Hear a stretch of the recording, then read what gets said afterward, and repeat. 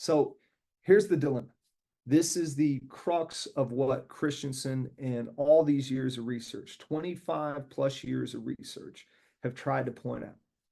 That the competent, logical way that you would manage a disruptive technology leads to loss of market and for sure a loss of profitability. What? Yeah.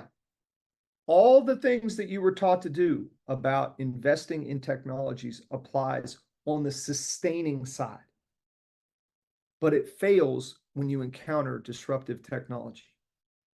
And so companies lose their position of leadership, of power, by following the logical, sound business practices that they've been taught and are still taught in the best business schools of the world. And right now,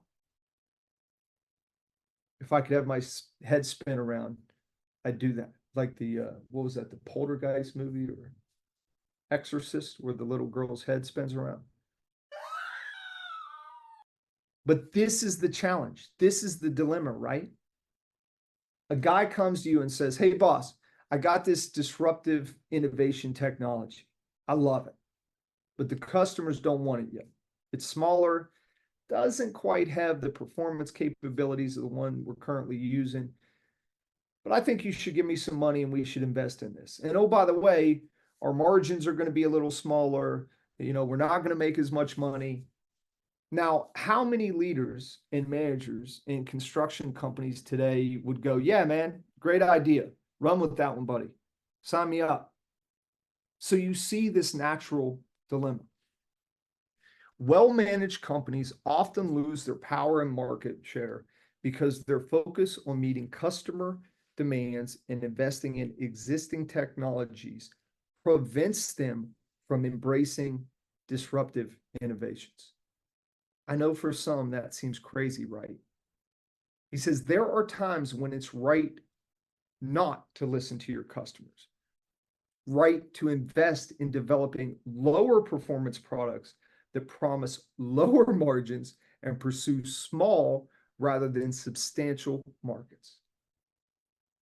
And when I hear this, I often think back to the Henry Ford, his famous quote, where he said, if I would have asked people what they wanted, they would have said faster horses.